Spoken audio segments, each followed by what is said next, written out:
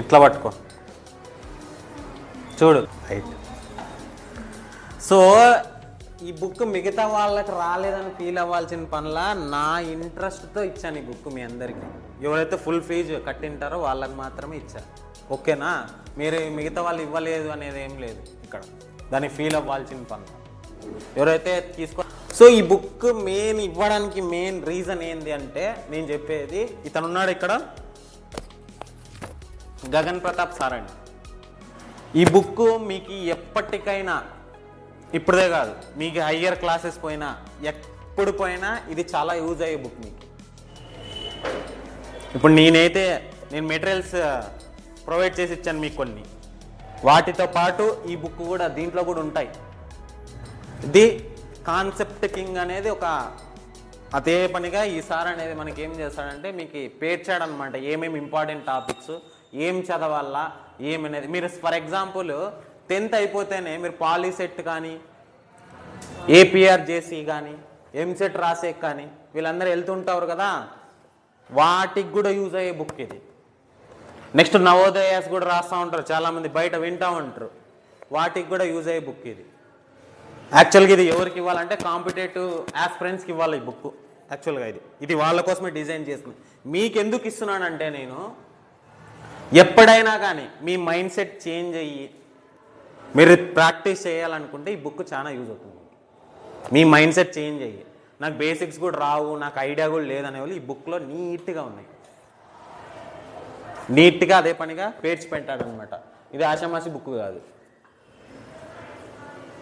నా interest, special interest ఏమంటే, ఎవరైతే 3000 పే చేసిన వాళ్ళు, లోయర్ క్లాస్ వాళ్ళు 2500 పే చేసిన వాళ్ళకి మాత్రమే ఈ బుక్ అనేది నేను ప్రజెంట్ చేస్తాను. అంటే ఫుల్ అమౌంట్ పే చేసిన వాళ్ళకి మాత్రమే ఈ బుక్. నా interest, special interest.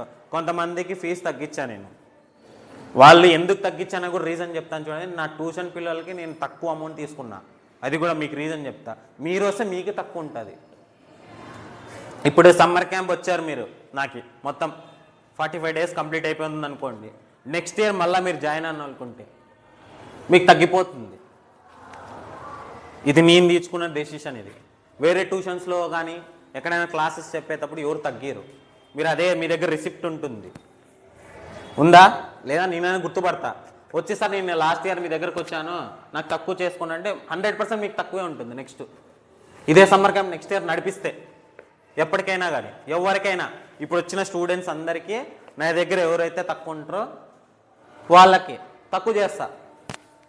Full amount తీసుకుని వాళ్ళ దగ్గర మ్యాక్సిమం హాఫ్ అమౌంట్ తీసుకునే ఛాన్సెస్ ఎక్కువ ఉంటాయి. పాయింట్ అర్థమైనట్టు నేను చెప్పేది. ఇప్పుడు ప్రజిత్ కంటిన్యూ వస్తున్నాడు, ఆ పిల్లకి తక్కువే తీసుకున్నా. ఇది ఎందుకు, 3 years నుంచి వస్తున్నాడు ఆ పిల్లోడు. పాయింట్ అర్థమైనట్లుంది చెప్పేది రీజన్. మీకు కూడా అదే వర్తిస్తుంది, మీకు ఎక్కువ తక్కువ అని కాదు. ఇక్కడ వీళ్ళు నాకు అప్పటి నుంచి ఉన్నారు కాబట్టే ఇది సిచ్యువేషన్. ఓకే, నెక్స్ట్ నేనేం చెప్పాలనుకుంటున్నానంటే, పట్టుకోవచ్చు మీరు ఒక్కరు సమ్మర్ క్యాంపు బాగా యూజ్ చేసుకోండి. ఇంకా ఉంది, టైమింగ్ ఉంది, మనకి టైమింగ్ ఉంది, ఇంకా 10 days పైన ఉంది. బాగా చెప్తున్నాను చూడండి. ఎవరైతే డౌట్స్ క్లియర్ కానీ కాకోకుండా ఏం లేకపోయినా, నేను తిడుతూ ఉంటా ప్రతిసారి, నేను తిడుతున్నాను ఏం సార్, కొడుతున్నాను ఏం సార్ అంటే, నేను తిట్టడం వల్లే ఆటికున్నారు మీరు. నేను తిట్టకోకుండా ఏమి ఒక క్లాస్ చెప్పుకుంటా వెళ్ళిపోయినానంటే ఏంది రాదు. ఇప్పుడుండే స్టూడెంట్స్ ఏమేమి రాదు మీకుండే మొబైల్ ఫోన్స్ అడిక్షన్ కానీ, బయట ఆటలు కానీ, మీ ఇష్టానుసారం చదువుతారు లాంటి లేదు. ఇలాంటి వాళ్ళ కోసం ఏమవుతుందంటే, అట్లీస్ట్ నా తరపున గైడెన్స్ అన్న ఉంటే బాగుంటుంది అనేది ఉద్దేశం నాది. అంతే. మిమ్మల్ని ఏదో తిడతా అన్నాను చేస్తున్నానంటే నాది ఏదో మీకు మీ మీద ఏమో నాకు కక్ష ఏం కాదు, అట్లీస్ట్ చేంజ్ అవ్వాలని. నీ పేరెంట్స్ చూస్తే ఆలోచిస్తూ ఉంటారు, మా పేరెంట్ మాకు రాలేదు, మాకు చేయలేదు, అది ఇది అని. మీరు చేస్తే కదా ఫస్ట్ వచ్చేకి, మీకు అసలుకే రాదు. ఏమి ఎక్కడొస్తుంది మీకు ఏమన్నా, మీ పేరెంట్కి తెలియదు. స్కూల్లో చూస్తే ఇంకొక పాయింట్ ఏమి, స్కూల్లో దగ్గర పోయి ఎప్పుడైనా పేరెంట్ కలిసినాడా, సంవత్సరానికి ఒక్కసారి కలుస్తాడు పోయి. ఎక్కడ, పేరెంట్స్ మీటింగ్, అంతే. ఇంకా ఫీజు కడతారు, పదా జరుగుతుండేది అదే కదా. ఇంకా పేరెంట్ ఎవరు పట్టించుకోవట్లే స్టూడెంట్స్ని. మీరు అందుకే ఇలా ఉన్నారు. మెయిన్ రీజన్ అదే. ఎవరో తక్కువ మంది, అందరిని అంటంలే పేరెంట్స్ని, చాలా తక్కువ మంది, ఒక 100%లో ఒక 20% మాత్రమే పేరెంట్స్ పిల్లల గురించి పట్టించుకునే వాళ్ళు ఉన్నారు. లేదంటే వాళ్ళు ఉండే ప్రొఫెషనల్ లైఫ్కి, వాళ్ళు చేసే వర్కులకి, వాళ్ళు దానిలో అంటే వెళ్ళిపోతూ ఉంటారు వాళ్ళ పనులు. వాళ్ళు ఏమన్నా ఉంటే సార్ నేను కనుక్కున్నాను సార్, మా పిల్లోడు చదవట్లేదు సార్ అండి. అక్కడ పోయి పిల్లోడు ఏం చదువుతున్నాడో ఏమనేది తెలుసుకోవాలి కదా, మన పేరెంట్స్ కూడా బాధ్యత అది. అది తెలియదు ఎవరికి. మనం ఎంతసేపు ఫీజులు కట్టినామా అయిపోయిందా అంతే. ఇంకా మీ రీజన్ ఉండడానికి కారణాలు ఇది ఒక కారణం. ఇంకొక సెకండ్ కారణం ఏంటంటే మీకు మీ పేరెంట్సే మీకు మొబైల్స్ ఇస్తున్నారు చాలామంది. ప్రతి ఒక్కరికి నేను ఛాలెంజ్ చేసి చెప్తా, ఎవరికో కానీ ఇక్కడ అందరికి ఇన్స్టాగ్రామ్లు, ఫేస్బుక్లు, యూట్యూబ్లు ఇవన్నీ ఉన్నాయి మీకు. ఈ ఏజ్లో అవి ఉన్నాయంటే నెక్స్ట్ చెప్తున్నాను చూడండి, మీరు ఏమవుతారో కూడా తెలియదు. అవి యూజ్ చేయడం వల్ల సోషల్ మీడియా యూజ్ చేసుకోవచ్చు. ఎట్లా చోటకి యూజ్ చేసుకోవచ్చు అంటే, ఏదైనా క్లాసులు కానీ, ఏదైనా ఇన్స్పిరేషన్ స్టోరీస్ కానీ, ఇట్లా మనకి రీల్స్ అవే ఉంటాయి. ఇంకా అవే జీవితమే. ఇంకా నెక్స్ట్ రాబోయే కాలం మీరు ఎందుకు ప్లస్లు మైనస్లు చేయలేకపోతున్నారు చెప్పండి. స్టార్టింగ్లో అడిషన్స్ కూడా చేయలేరు చాలామంది. కారణం ఇదే. ఏమని చెప్తే సార్ తిడతాడు కొడతాడు, సార్ తిడతాడు కొడతాడా, ఎందుకు చేయరు కదా మీరు. సో ఇప్పటికైనా మారండి. మారితే మీకే బాగుంటుంది, మారలేదంటే అట్లే ఉంటారు. నేనేం చెప్పను.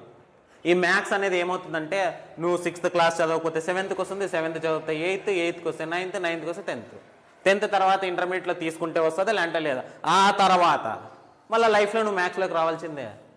నువ్వు బైపీసీ తీసుకున్నా, నెక్స్ట్ ఈసీఎల్ తీసుకున్నా, ఏది తీసుకున్నా తిరిగి ఎక్కడ రావాలా, మళ్ళీ ఇక్కడికే రావాల్సిందే. నువ్వు ఎక్కడికెక్కడికైనా తిరిగినా మనం ఇంటికి పోతాం కదా. ఇది కూడా అంతే మ్యాథ్స్ అనేది. నువ్వు ఇప్పుడు నేర్చుకోకపోతే నెక్స్ట్ ఇయర్ అయినా నేర్చుకోవాలా, లేదా స్కూల్లో అయినా నేర్చుకోవాలా. నువ్వు ఎప్పుడు ఏంది నేర్చుకోలేదనుకో అంతే. అట్లా నేను మ్యాథ్స్ జీవితం అని చెప్పాను. నేనేం చెప్తానా, అట్లీస్ట్ మనం స్కూల్కి పోతే ఏం చేయాలి, ఫస్ట్ మనం ఎందుకు పోతున్నాం స్కూళ్ళకి, అది తప్ప మిగతావన్నీ చేస్తున్నాం. ఎక్కడ చేస్తున్నాం చెప్పు, అది తప్ప మిగతావన్నీ చేస్తున్నాం మనం.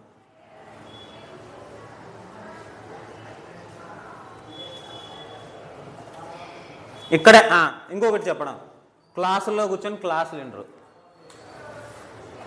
ఫస్ట్ మైనస్ పాయింట్ అదే. మీకు ఎందుకు తలకి ఎక్కట్లేదంటే అదే రీజన్.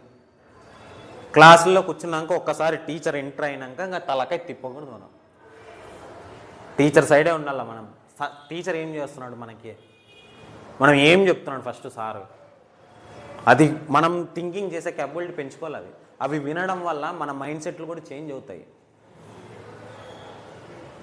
ఇవన్నీ ఏం చేయకుండా వాడు గిచ్చుతున్నాడు, వాడు గిల్లుతున్నాడు, ఆయన ఇట్లా ఆయన అట్లా, ఇవి ఎక్కువైనాయి. జోకులు వేసుకునేది ఒకరి మీద, సార్ వాడు నన్ను గిచ్చినాడు సార్ అని లేచి చెప్పేది, సార్ వాడు వెనకాల నన్ను నవ్విస్తున్నాడు సార్ అని చెప్పేది. ఇవన్నీ మానుకోవాలా. వీలైతే నా సజెషన్ ఫస్ట్ 5 బెంచ్లో కూర్చోవడానికి ట్రై చేయండి స్కూళ్ళల్లో. నేను చెప్పే సజెషన్ అదే. ఫస్ట్ 5 బెంచెస్లోగా నువ్వు ఎక్కడ కూర్చున్నా కానీ క్లాస్ అనేయండి అట్లా కూడా చెప్తా. మనం ఏం చెప్తున్నారు మేడము, ఈరోజు క్లాసులు ఏం జరిగినాయి, మనకి స్కూల్లో చేయాల్సిన పనులు ఇవన్నీ. నేను ఎందుకు ఇట్లా డల్లర్గా ఉన్నా, మనం క్వశ్చన్ వేసుకోవాలి. ఇవన్నీ మీరు ఇట్లే ఉంటాను సార్ అంటే నువ్వు అట్లే ఉంటావు. హ్యాండ్ రైటింగ్ అయితే చాలామంది వరస్ట్గా, హ్యాండ్ రైటింగ్ గురించి మాట్లాడకూడదు. ఇంకా నేను హ్యాండ్ రైటింగ్ ఎప్పుడు మారుతారు, ఇంకా 10th క్లాస్ వాళ్ళకైతే ఇంకా వాడు ఇబ్రహీం గాడు అట్టే ఉన్నాడు. వాడు మారమన్నప్పుడు ఏం చేయాలా, చేంజ్ చేసే కన్నా ట్రై చేయాలా. నువ్వు అది చేయలేకపోతే నెక్స్ట్ దెబ్బ పడేది నీకే. సింపుల్గా ఒకటే నేను ఎట్లా క్వశ్చన్ చేస్తానంటే, మిమ్మల్ని మీ పేరెంట్ డబ్బులు కడుతున్నాడు పోయి, దానికి స్కూల్కి పోయినందుకు న్యాయం చేస్తున్నామా లేదా అనే క్వశ్చన్ చేసుకోండి అప్ప చాలు. మనం స్కూల్కి పోతున్నాం కదా, పొద్దున ఎన్ని గంటలకు, మార్నింగ్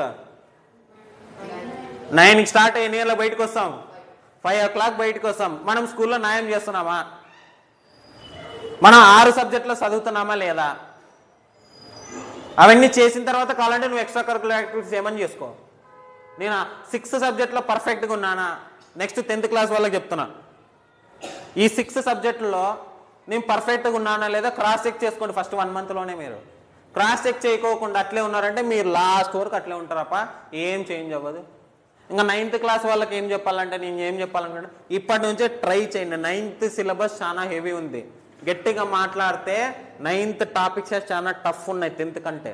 చాలామందికి తెలియదు, ఇది టీచ్ చేసిన వాళ్ళకే తెలుస్తుంది. రియాలిటీగా చెప్తున్నాను చూడండి, 9th క్లాస్ టాపిక్సే చాలా హెవీ ఉన్నాయి. ఇంకా 8th క్లాస్ కూడా అంతే. 8th 9th బాగా ఎవరైతే షైన్ అయ్యి చదువుకుంటారో వాళ్ళు ఆటోమేటిక్గా 10th ఈజీగా తెచ్చుకుంటారు మార్క్స్.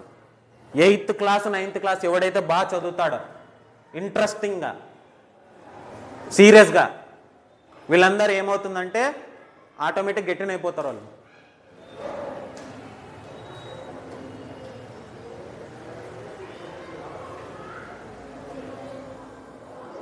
నెక్స్ట్ ఈ బుక్ నెక్స్ట్ 10th క్లాస్ వాళ్ళ గురించి చెప్తున్నాను చూడండి.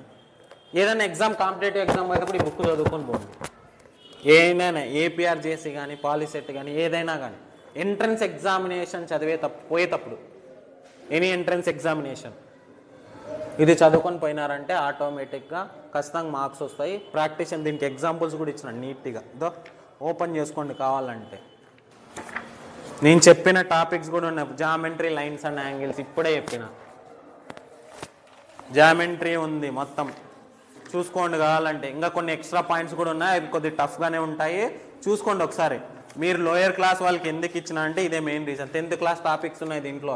ట్రిగ్నోమెట్రీ ఉంది, షార్ట్ కట్స్ ఎట్లా ఫామ్ చేయాలా, టైమింగ్లో ఎట్లా చేయాలనేది అన్నీ ఉన్నాయి. ఇవి మీకు ఫ్యూచర్లో యూజ్ అయ్యే బుక్ ఇది. పాయింట్ అర్థమవుతుందా? ఫ్యూచర్లో యూజ్ అయ్యే బుక్ మీకు. దీన్ని నెగ్లిజెన్స్ చేయొద్దండి ఎవరు. ఓకే, ఇంకేమైనా డౌట్?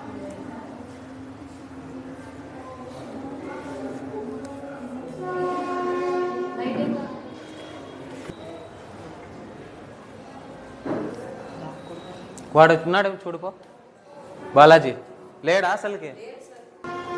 1 కోటి ఇచ్చేద్దాం.